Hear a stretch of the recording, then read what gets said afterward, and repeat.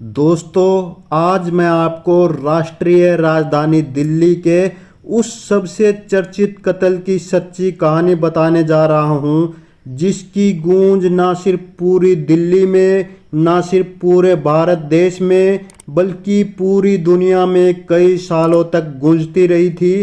क्योंकि इतने भयानक तरीके से आज तक कोई कत्ल कभी हुआ ही नहीं था। तो ये कहानी आप सभी को बहुत विचलित कर सकती है, लेकिन चैनल पर बने रहिए, चैनल को सब्सक्राइब कर लीजिए और इस वीडियो को लाइक कर दीजिए। दोस्तों, कोई भी रिश्ता हो, रिश्तों की बुनियाद विश्वास पर टिकी होती है। यदि रिश्तों में विश्वास ना हो तो उन रिश्तों के कोई मायने नहीं होंगे।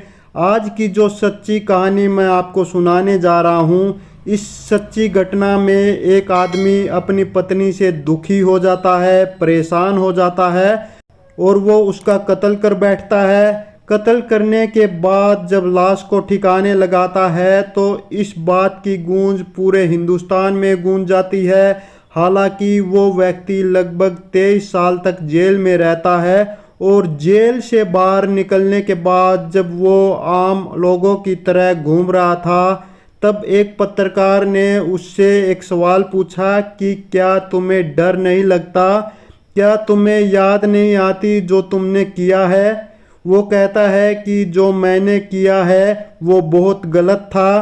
तभी पत्रकार एक और सवाल दाग देता है। वो कहता है कि तुमने अपनी पत्नी के कितने टुकड़े किए थे।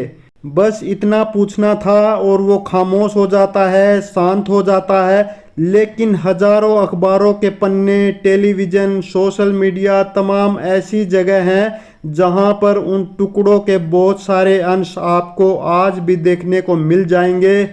इस कहानी का जब नाम सामने आता है तो लोगों के अंदर सिहरन सी पैदा होने लगती है, लोग डरने लगते हैं। वो व्यक्ति डरता है या नहीं, लेकिन उस व्यक्ति को देखकर आज भी दिल्ली में लोग खौफ खाते हैं। दरअसल बात कर रहा हूँ 2 जुलाई 1995 की रात, लगभग 11 बजे के आसपास का वक्त रहा होगा। कनॉट प्लेस के पास एक रेस्टोरेंट है, बगिया रेस्टोरेंट। दरअसल वहाँ से बहुत तेज आग की लपटों की रोशनी दिखाई दे रही थी। उसके कुछ ही दूर पर एक सब्जी बेचने वाली महिला होती है और वो जैसे ही अपनी आंखों से ये आग की लपटें देखती है, रेस्टोरेंट में बहुत तेजी के साथ जो आग लगी हुई है, तो उसे लगता है कि रेस्टोरेंट में आग लग गई है और आग बहुत ज़्यादा लगी हुई है, जिसकी लपटें बाहर भी आ रही है और धुआं भी निकल रहा है। फिर ऊपर एक टेंट होता है, उसमें भी आग लग जाती है। तो जैसे ही वो आग को देखती है वो तुरंत उठती है और आग आग चिल्लाने लगती है, इधर उधर दौड़ती है। लेकिन वहाँ कोई आदमी उसकी सुनता नहीं है, सब अपने काम में मशगूल होते हैं। दिल्ली का माहौल था, वहाँ एक दूसरे से ज़्यादा परिचित लोग नहीं होते हैं, एक दूसरे के ज़्यादा मामलों में हस्तक्षेप भी नहीं करते हैं। लेकिन ये बात काफ़ी पुरानी है। वो इधर उधर दौड़ रही थी, भाग रही थी आग आग चिल्लाते हुए कि तभी उसको एक पुलिस वाला दिखाई देता है और वो उस पुलिस वाले के पास जाती है और कहती है कि देखो, वहाँ उस रेस्टोरेंट में आग लग गई है, आप जल्दी से चलिए, आग बुझाने की कोशिश करिए या कोई और उपाय करिए। लेकिन वो जो कांस्टेबल होता है, जिसका नाम अब्दुल नजीर उर्फ गुंजू होता है, तो ये दौड़ता हुआ उस रेस्टोरेंट की तरफ जाता है और जाने के बाद दरवाजे को पीटने लगता है, उसे खोलने की कोशिश करने लगता है। लेकिन रेस्टोरेंट अंदर से खुलता नहीं है। लेकिन अंदर से एक आवाज़ आती है। वो कहते हैं कि क्या बात है, क्यों इतनी ज़ोर से चिल्ला रहे हो, होटल पूरी तरह से बंद हो चुका है, अब किसी को खाना वाना नहीं मिलेगा। तो पुलिस वाला कहता है कि मैं पुलिस वाला हूँ, मैं खाने के लिए नहीं आया हूँ, बल्कि आपके होटल में आग लगी हुई है, उस आग को देखने के लिए आया था। एक महिला ने मुझे शिकायत की है तो यही सब देखने के लिए आया था। मैं देखना चाहता हूँ कि अंदर आखिरकार हुआ क्या है। तभी अंदर से आवाज़ आती है, परेशान होने की ज़रूरत नहीं है, यहाँ कोई आग नहीं लगी है, बल्कि हमारी अपनी खुद की पार्टी के जो बैनर हैं, जो पोस्टर है या कुछ बेकार का सामान है, हम उसे आग लगा रहे हैं, उसे जला रहे हैं। इसलिए तुम अपने घर चले जाओ या अपनी ड्यूटी करो।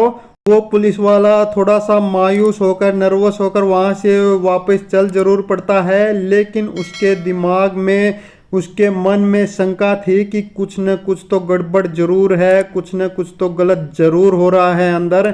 तभी वो उधर की तरफ जाता है जिधर आग की लपटें उठ रही थी। वहाँ लगभग एक 8 फुट की दीवार होती है और किसी तरह वो उस 8 फुट की दीवार को फांदकर अंदर जब कूदता है तो वहाँ एक तंदूर जल रहा होता है और तंदूर के पास खड़ा होकर एक व्यक्ति तंदूर में जलती आग में लगातार घी डाल रहा था, जिससे आग की लपटें बहुत तेजी के साथ उठ रही थी। शोले बहुत ऊपर आसमान की तरफ जा रहे थे। जब वो पुलिस वाला उसको डांटता है, फटकारता है, कहता है कि यहाँ आग लगी हुई है और तुम घी डाल रहे हो, ये क्या बात हुई, इसे बंद करो। तो वो कहता है कि सब कुछ खराब सामान है, उसको मैं जलाने की कोशिश कर रहा हूँ। हमारे जो साहब है वो कांग्रेस पार्टी के बड़े नेता है और उन्हीं का ये रेस्टोरेंट है और ये उनका ही कुछ खराब सामान है, उसको मैं जला रहा था तंदूर के अंदर। लेकिन जब वो तंदूर के अंदर आग में घी डाल रहा था तो उस घी की वजह से, उस आग की वजह से उसके अंदर जलने वाले सामान से कुछ दुर्गंध आ रही थी और वो दुर्गंध सामान्य नहीं थी। तभी वो पुलिस वाला अपने डंडे से उसके अंदर झांकने की कोशिश करता है, उसको कुरोदने की कोशिश करता है और तभी वो देखता है कि तंदूर के अंदर एक इंसानी पैर होता है जो कि छूटकर अलग होकर एकदम से नीचे गिर जाता है जहाँ पर लकड़ियाँ लगाई जाती है वहाँ पर। और जैसे वो पैर को देखता है तो कहता है कि ये तो शायद मीट है। तब वो आदमी कहता है कि साहब ये बकरा है, हम बकरे को इसमें तल रहे हैं, भून रहे हैं। पुलिस वाला कहता है कि पूरा रेस्टोरेंट बंद हो चुका है, तो बकरा किसके लिए बना रहे हो? तुम्हारा मालिक कुछ और कहता है और तुम कुछ और कह रहे हो और तंदूर के अंदर कुछ और है, जरूर कुछ न कुछ गड़बड़ है। पुलिस वाले को शक होता है और वो वहाँ एक ड्रम में रखा पानी डालकर उस आग को बुझा देता है। आग जब बुझ जाती है तो वो लोग उसके साथ हाथापाई करने लगते हैं, लेकिन पुलिस वाला डर की वजह से दीवार कूदकर वापस भाग जाता है और बाहर आकर वो तुरंत ही पुलिस को वायरलेस करता है और पुलिस को सूचित करता है।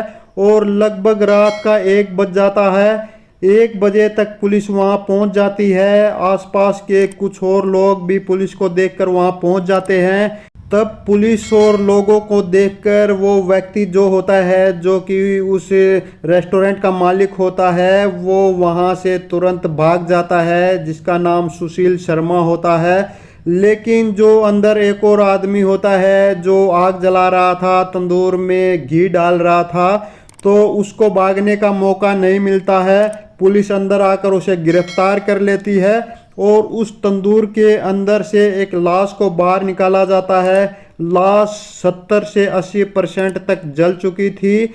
अब वो लाश किसकी है, मरने वाला कौन है, किसने किसको मारा है, ऐसे बहुत सारे सवाल होते हैं। पुलिस इन सब सवालों के जवाब जानने की कोशिश करती है, लेकिन कुछ जवाब नहीं मिलता है। तभी पुलिस वाले उस लाश को कब्जे में लेकर सीधा लेकर जाते हैं मोर्चरी में और वहाँ पर उसका पोस्टमार्टम कराया जाता है। पोस्टमार्टम करने के बाद उसकी एक अंगूठी के माध्यम से पता चलता है कि ये लाश किसी महिला की है। महिला की लाश के बारे में पता चलता है तो तभी वहाँ पर एक व्यक्ति आता है, उसका नाम है मतलूब करीम। मतलूब करीम आकर पुलिस वालों से बातचीत करता है और कहता है कि साहब हो न हो ये मरने वाली नेहा सानी है, मेरी दोस्त है। हम दोनों जाकिर हुसैन कॉलेज में साथ पढ़ते थे, वही हम दोनों की दोस्ती हुई थी और ये कोई और नहीं बल्कि सुशील शर्मा की पत्नी है, जिसका बगिया रेस्टोरेंट है जो कि कनॉट प्लेस के पास है। सुशील शर्मा जो कि बहुत मशहूर है, जो कि यूथ कांग्रेस के प्रेसिडेंट भी रह चुके हैं, उसी सुशील शर्मा की ये पत्नी है। पुलिस वाले सुशील शर्मा की तलाश में लग जाते हैं। उसको पकड़ने की कोशिश कर रहे थे, लेकिन सुशील शर्मा दिल्ली से कहीं बहुत दूर जा चुका था। उसको तलाशने की सारी कोशिशें नाकाम हो रही थी। अब ये जो व्यक्ति होता है, जो रेस्टोरेंट में आग जला रहा था, जो तंदूर में घी डाल रहा था, उसको जो पकड़ा गया था, उस व्यक्ति का नाम है केशव। केशव से पूछताछ की जाती है तो केशव वाकई चौंकाने वाले खुलासे करता है। उसकी बातें सुनने के बाद पुलिस के अंदर भी सिहरन सी पैदा हो जाती है, पुलिस को भी डर सा लगने लगता है। और यही बात जब पूरे देश में अखबारों के माध्यम से पता चलती है तो देश का हर एक व्यक्ति सिहर जाता है, परेशान हो जाता है, ये सोचकर कि कोई भी इंसान आखिरकार इतना भी निर्दयी कैसे हो सकता है कि अपनी पत्नी को इतने बेरहम तरीके से मारकर इस तरह से तंदूर के अंदर जलाए। दरअसल कहानी शुरू होती है 2 जुलाई की शाम को और साल होता है 1995। शाम के लगभग 6 बजे के आसपास जब एक व्यक्ति जो यूथ कांग्रेस का प्रेसिडेंट रह चुका है, कांग्रेस का बड़ा नेता है, जिसका नाम सुशील शर्मा है, जो कि दिल्ली की एक गोल मार्केट है जहां पर सरकारी फ्लैट बने हुए हैं, उस अपने सरकारी फ्लैट में वो आता है। वो बाहर से सुनता है कि अंदर उसकी बीवी किसी से फ़ोन पर बातचीत कर रही थी। वो दरवाज़ा बाहर से खटखटाता है, आवाज़ लगाने की कोशिश करता है। पत्नी फ़ोन काट कर दरवाज़ा खोल देती है। उसका पति सुशील शर्मा अंदर आता है और अंदर आने के बाद अपनी पत्नी से बोला, तुम क्या कर रही थी? वो कहती है, मैं कुछ नहीं कर रही थी। वो कह रहा था कि शायद तुम किसी से फ़ोन पर बात कर रही थी, हो ना हो ये तुम्हारा कोई आशिक ही है।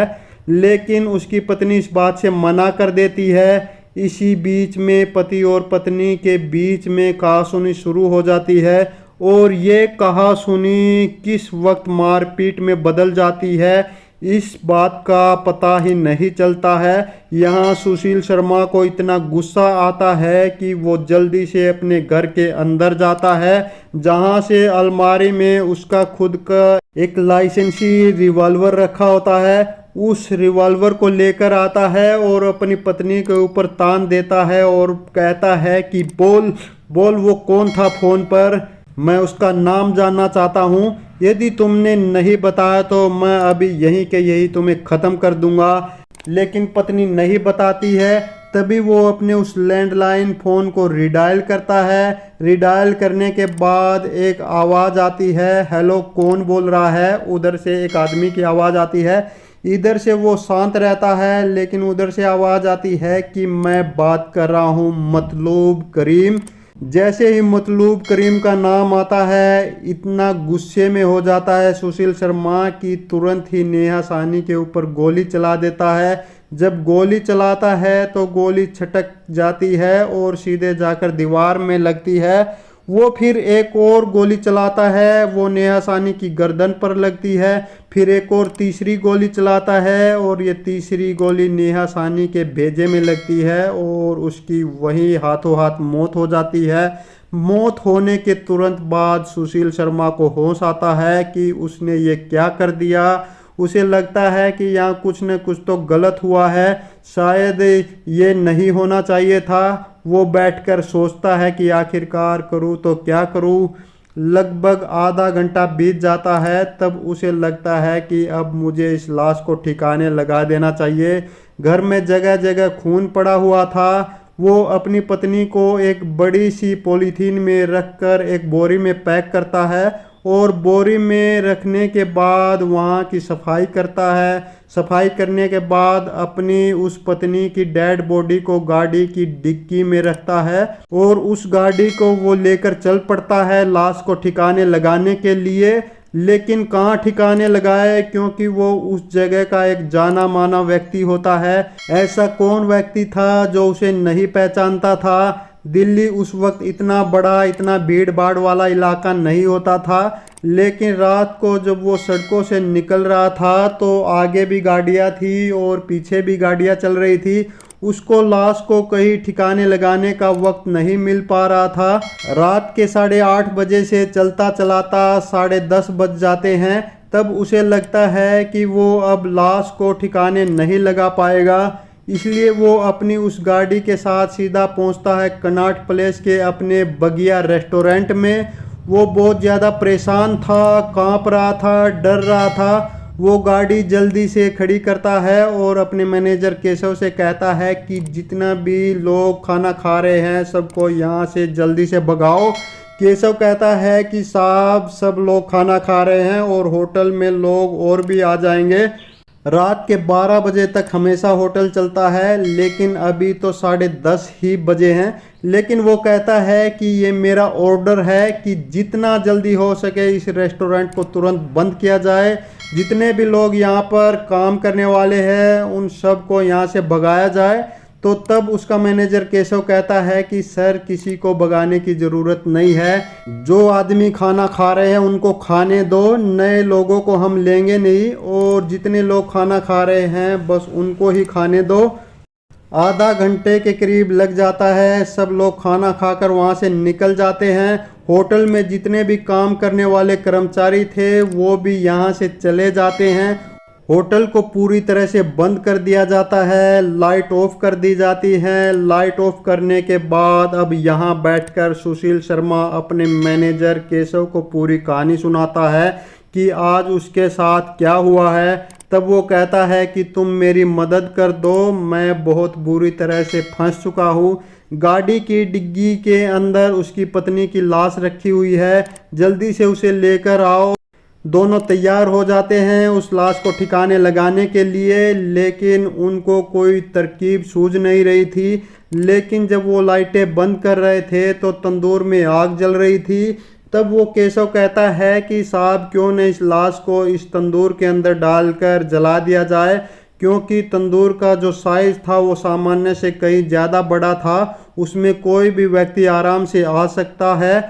तब वो उस लाश को लेकर आते हैं और उसे उस तंदूर के अंदर डालने की कोशिश कर रहे थे, तो कुछ हाथ पैर अकड़ चुके थे तो वो तंदूर के अंदर नहीं आ रहे थे। फिर वो पहले जो उस लाश के हाथ पैर अकड़े हुए थे उनको तोड़ते हैं और फिर उनको तंदूर में फिट करते हैं, तंदूर में डाल देते हैं।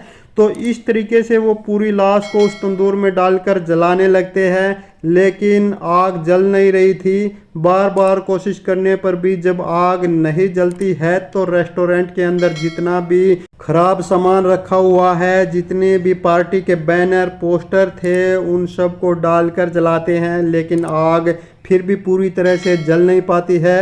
वो परेशान हो जाते हैं। तभी ख्याल आता है कि क्यों न इसमें बटर डाला जाए, इसमें घी डालकर इसको जलाया जाए और घी डालने के बाद शायद आग पकड़ लेगी। तभी केशव बाहर जाता है एक दुकान पर और वहाँ से खूब सारा घी खरीद कर लाता है और घी डालकर आग जलाते हैं। लेकिन जैसे वो घी डालता था तो आग की लपटें बहुत ऊपर तक जाती थी।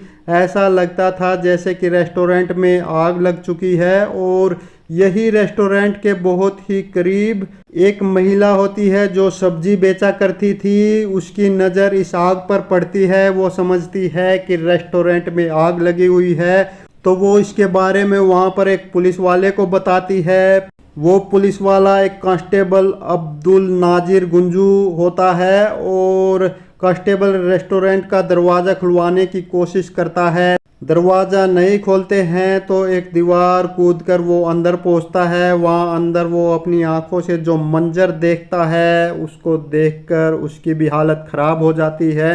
अंदर एक औरत की लाश जलाई जा रही थी, वो भी तंदूर के अंदर। फिर उसकी सूचना पर पुलिस वहाँ आती है और रेस्टोरेंट का जो मालिक होता है वो तो भाग जाता है, जो मैनेजर होता है केशव शर्मा वो पकड़ा जाता है और उस भगोड़े कातिल पति सुशील शर्मा को भी कुछ दिन बाद बेंगलुरु से पुलिस गिरफ्तार कर लेती है। वो पुलिस और कोर्ट से बचने के लिए अपनी राजनीतिक पावर का यूज करने की कोशिश करता है और इस बीच कई आईपीएस और कई आईएएस ऑफिसर के संपर्क में था, उनसे कुछ रास्ता निकालने की कोशिश करता है। दिल्ली में कांग्रेस की सरकार थी, बड़े बड़े नेताओं के संपर्क में आने की कोशिश वो करता है। मुंबई भी जाता है, चेन्नई भी जाता है, लेकिन उसे बचने का कोई रास्ता नहीं मिलता है। आखिरकार पुलिस उसे गिरफ्तार करती है और गिरफ्तार करने के बाद बहुत कम समय में उसके खिलाफ गंभीर धाराओं में चार्जशीट लगाई जाती है और चार्जशीट लगाने के बाद लगभग 8 साल के बाद निचली अदालत का सन 2003 में फैसला आता है और अदालत ये फैसला सुनाती है कि इस व्यक्ति जिसका नाम सुशील शर्मा है, इसको ताजीरात हिंद और लाश को जिस तरीके से जलाया था उसे rare of the rare case मानते हुए इसको फांसी की सज़ा का हुक्म सुनाया जाता है। साथ ही जो इसका मैनेजर होता है केशव, उसको 7 साल की कड़ी मशक्कत की सज़ा सुनाई जाती है। एक बार फिर सन 2007 में ये व्यक्ति जाता है सीधा हाई कोर्ट, दिल्ली की हाई कोर्ट की शरण लेता है, लेकिन वहाँ से भी उनकी सज़ा को ज्यों का त्यों बरकरार रखा जाता है। सुशील शर्मा की फांसी की सज़ा को बरकरार रखते हुए कोर्ट कहती है कि इससे नीचे हो ही नहीं सकता, इसने जो किया है वो माफ़ी के कतई भी लायक नहीं है और उसकी सज़ा वैसी की वैसी बरकरार रखी जाए। उसके बाद फिर ये सुप्रीम कोर्ट की शरण लेता है। सन 2013 में जब सुप्रीम कोर्ट का फैसला आता है तो इसकी फांसी की सज़ा को उम्र कैद में तब्दील कर दिया जाता है।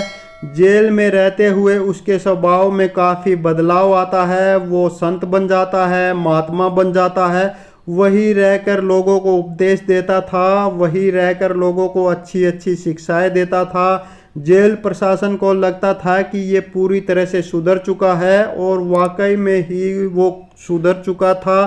सन 2015 में उसने पैरोल के लिए अप्लाई किया और वो पैरोल पर बाहर आ जाता है और उसके जेल में बढ़िया व्यवहार को देखते हुए उसकी बाकी की सज़ा माफ़ कर दी जाती है और सन 2018 में वो जेल से पूरी तरह से रिहा हो जाता है। इसके बाद जब वो वापस सामान्य ज़िंदगी जीने की कोशिश कर रहा था, लोग उसके चेहरे को देखकर पहचान जाते हैं कि ये वही सुशील शर्मा है जिसने अपनी पत्नी की निर्दय रूप से हत्या की थी और उसके शरीर को किस निर्दयता से तंदूर में जलाया था। तो लोग उसे देखकर डर जाते हैं, परेशान हो जाते हैं। तभी एक पत्रकार ने उससे सवाल पूछा कि तुमने अपनी पत्नी के कितने टुकड़े किए थे? तो वो कहता है कि मैंने अपनी पत्नी के टुकड़े नहीं किए, लेकिन मेरे दिल के हजारों टुकड़े हो चुके हैं। काश कि मैंने उस दिन थोड़ी सी शांति रखी होती, काश कि उस दिन अपनी पत्नी पर इतना शक न किया होता। जो उसे बाद में पता चलता है कि उसकी पत्नी का और मतलूब करीम जो कि उसका फ्रेंड था, उन दोनों के बीच में कोई ऐसी बात नहीं थी, क्योंकि वो कॉलेज टाइम से एक दूसरे के दोस्त थे और इन पति पत्नी के बीच में जो रिश्ता था वो पति पत्नी जरूर थे, लेकिन सामाजिक तौर पर शादी नहीं की थी। वो एक रिलेशनशिप में रह रहे थे। बार बार पत्नी अपने ही पति को ये कहा करती थी कि तुम मुझसे शादी तो कर चुके हो, लेकिन मैं चाहती हूँ कि सबको पता चले, सारे समाज को ये बताओ कि हमने शादी की है और पूरे रीति रिवाज के साथ शादी करो।